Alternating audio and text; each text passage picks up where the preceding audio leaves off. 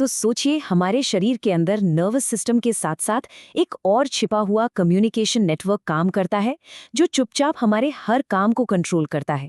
आज हम इसी की कहानी को समझेंगे। कभी सोचा है हमारा शरीर ऐसे संदेश कैसे भेजता है जिनका असर घंटों या शायद दिनों तक बना रहता है? देखिए, नसों की तरंगें तो बिजली की तरह तेज होती हैं और पलक झपकते ही खत्म हो जाती हैं। तो फिर ये लंबे समय तक चलने वाले संदेश कैसे काम करते हैं? इसका जवाब छिपा है हार्मोन्स में।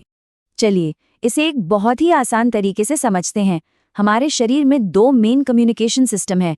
एक है न्यूरल सिस्टम, जो बिल्कुल इंस्टेंट मैसेज जैसा है, एकदम तेज, एक जगह से दूसरी जगह और तुरंत असर।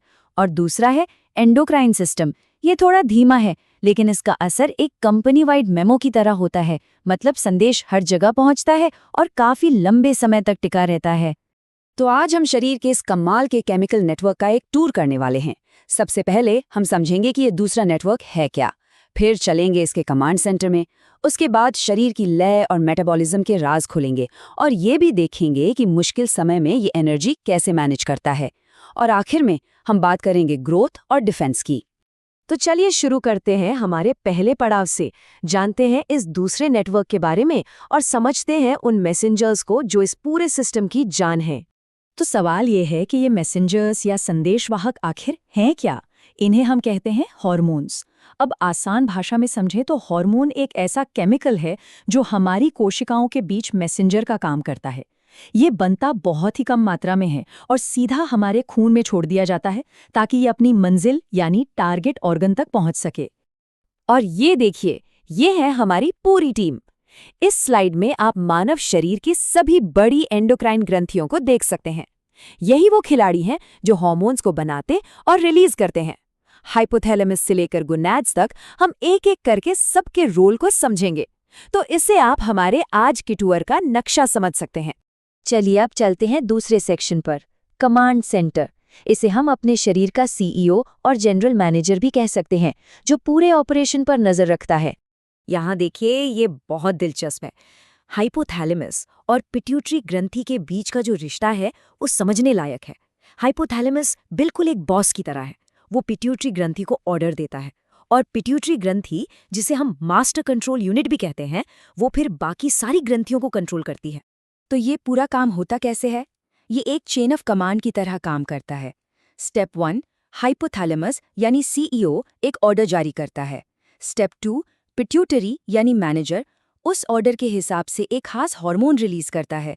और स्टेप 3, वो हार्मोन अपनी टारगेट ग्रंथि यानी डिपार्टमेंट तक पहुंचता है, उसे एक्टिवेट करता है और फिर वो अपना काम करती है। है ना बिल्कुल एक ऑर्गेनाइज्ड कंपनी जैसा? अब आते हैं तीसरे खंड पर, लय और मेटाबॉलिज्म। यहाँ हम उन ग्रंथियों की बात करेंगे जो हमारे शरीर की रोज की दिनचर्या, हम एनर्जी कैसे इस्तेमाल करते हैं और हमारे अंदर का बैलेंस बनाए रखती हैं। यहाँ दो बहुत ही जरूरी ग्रंथियां हैं। पहली है पीनियल ग्रंथि। ये मेलाटोनिन नाम का हार्मोन रिलीज करती है, जो हमारे 24 घंटे के सोने जागने के साइकिल को, यानी हमारी बॉडी क्लॉक को कंट्रोल करता है।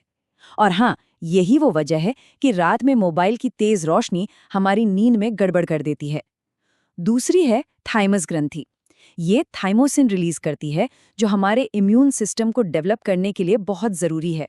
हालांकि एक इंटरेस्टिंग बात यह है कि ये उम्र के साथ साथ छोटी होती चली जाती है। अब चलते हैं मेटाबॉलिज्म डिपार्टमेंट में। यहाँ एक गजब का बैलेंस देखने को मिलता है। एक तरफ है थायराइड ग्रंथि, जो ये तय करती है कि हमारा शरीर कितनी तेजी से एनर्जी खर्च करेगा, और दूसरी तरफ है पैराथायराइड ग्रंथि, जो हमारे खून में कैल्शियम के लेवल को बिल्कुल सटीक बनाए रखती है। ये दोनों मिलकर शरीर के बैलेंस को बनाए रखते हैं। और इसका हमारी सेहत पर सीधा असर पड़ता है। जैसे अगर हमारे खाने में आयोडीन की कमी हो जाए तो थायराइड ग्रंथि बढ़ सकती है, जिसे हम घेंघा या गॉइटर कहते हैं। इससे पता चलता है कि इस सिस्टम में जरा सा भी असंतुलन कितना बड़ा असर डाल सकता है। हमारा चौथा खंड है संकट और ऊर्जा प्रबंधन। अब हम ये देखेंगे कि हमारा शरीर स्ट्रेस और एनर्जी की जरूरत पड़ने पर कैसे रिएक्ट करता है। लड़ो या भागो के हार्मोन, आपने इसके बारे में जरूर सुना होगा। जब भी कोई स्ट्रेस या इमरजेंसी वाली सिचुएशन आती है तो हमारी एड्रेनल ग्रंथि से एड्रेनलिन और नॉर एड्रेनलिन निकलते हैं, जो हमें फौरन एक्शन के लिए तैयार कर देते हैं। एड्रीनल ग्रंथि भी बड़ी कमाल की है। ये असल में एक में 2 ग्रंथियां हैं। इसका अंदरूनी हिस्सा, जिसे एड्रीनल मिड्यूला कहते हैं, इमरजेंसी में तेजी से एड्रीनलाइन रिलीज करता है, जिससे हमारी हार्ट बीट और अलर्टनेस बढ़ जाती है। और जो इसका बाहरी हिस्सा है, यानी एड्रीनल कॉर्टेक्स, वो मेटाबॉलिज्म और इलेक्ट्रोलाइट बैलेंस को कंट्रोल करने के लिए कॉर्टिकॉइड्स रिलीज करता है। अब बात करते हैं एनर्जी के बैलेंस की। ये काम पैनक्रियास बहुत ही शानदार तरीके से करता है।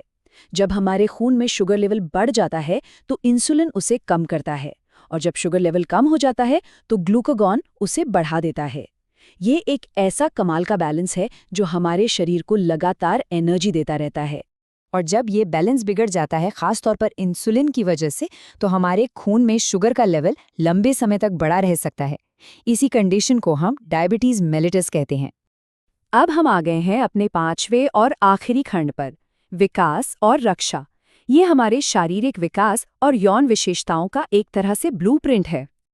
और अब बात करते हैं विकास के उस ब्लूप्रिंट की जिसे लिखती हैं हमारी जनन ग्रंथियां यानी गोनैड्स। पुरुषों में वृषण या टेस्टीज एंड्रोजन बनाते हैं, जैसे कि टेस्टोस्टेरॉन। ये पुरुष यौन अंगों के विकास और मसल्स की ग्रोथ को बढ़ाते हैं।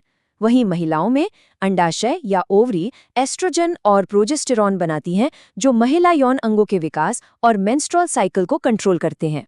और जानते हैं, ये कहानी सिर्फ इन ग्रंथियों पर ही खत्म नहीं होती। हमारे दिल, किडनी और पेट जैसे अंग भी बहुत ज़रूरी हार्मोन्स बनाते हैं।